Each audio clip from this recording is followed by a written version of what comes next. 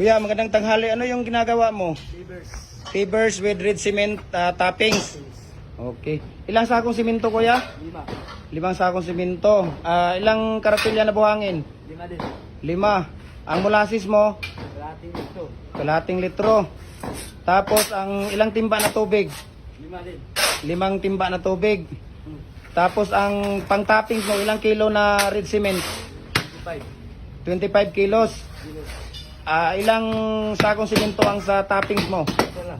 Isang sakong simento. Ilang pieces, ilang piraso ang palabas nito? 500. 500 pieces. Special ito. Yan. Ayun pala, idol. Special ang gawa ni Kuya na bar bricks with red cement toppings to.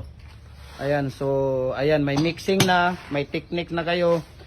So kayo na ang bahalang kaya sa sino pang hindi nakapag-follow ng Facebook page ko, follow na po kayo. Gem Hardware Balulang Brands at saka Gem Hardware Ancoco Lumber Kanituan Brands. Ayan, ito yung toppings ni Kuya. So 25 kilos pala itong red cement niya. Tapos ilang pala na painsan? 5 lang. 5 pala na painsan ang hinalo niya dito sa red cement niya, idol. So ito yung mga ginagawa ni Kuya. Ayan oh. So uulitin ko, idol, 5 karatilya na buhangin, 5 sako na simento, 5 balde na tubig, kalahating litro na molasses, 500 pieces ang labas niya. Sa toppings naman niya, ang mixing niya ay 25 kilos na red cement at saka 5 pala o shovel na painsan. Hinahalo niya, tapos binabasa niya kunti sa tubig. Ito, kung nakikita ninyo, ayan, may basang tubig. Ayan. So, ganun yung ano niya. Tapos, ini-screen niya ng 1/8 na screen para matanggal yung mga dumi. So, yun yung mga diskarte dito ni Kuya sa special na red cement with plain toppings. Ayan. So, ganito yung ano niya dito, diskarte ni Kuya. Kaya, manood tayo ng ano niya. Ilang taon ka na gumagawa nito, Kuya? 2 years. Ha? 2 years. 2 years na? Ayun. Magkano namang isa bigay sa'yo nito? Magkano isa bigay sa'yo nito? Ang kada ano, per piraso? 4. Ha? 4 pesos ang isa. Ayun. So, per piraso ang labas nila, idol. Pasahod nila dito. Ang pasahod nila dito ay 4 pesos kada isa. Ayan. So, ayan. So, ang dami ko nang na-upload, idol, na mga mixing and techniques. So, manood kayo doon sa mga previous ko. Sa sino pang gustong mag-order ng mga ano natin, molder natin at saka frame, i-PM nyo ako, ibigay ko sa inyo yung number ng gumagawa.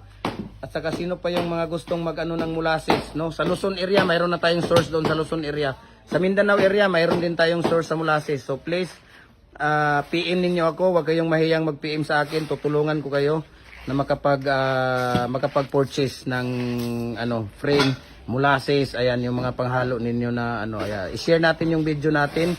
Para marami ang nakakita at saka sino pa yung mga gustong magtawag dito, magbi-business, no? At least may idea na sila. Kasi kung ako noon nga nagbi-business, wala talaga akong ka-idea. So please, i-share natin ito para marami ang mga nakakakita dito at saka marami ang tawag dito.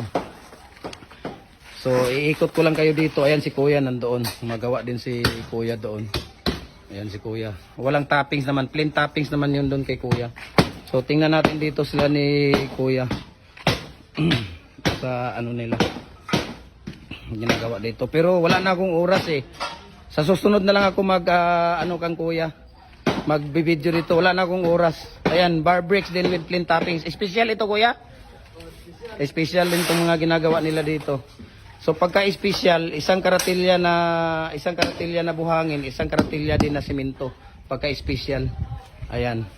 Si Kuya, zigzag naman yung ginagawa ni Kuya. Wala na akong oras kaya sa susunod na lang ako mag-interview sa kanila. Kuya ha? Ayan, zigzag. Special din itong gawa mo, Kuya? Ayun, special din pala itong gawa ni Kuya eh. Ayan. So Thank you so much for watching guys, no, sa mga followers natin, sa mga nanonood, sa patuloy na sumusuporta sa ating video, sa ating mga i-share ninyo.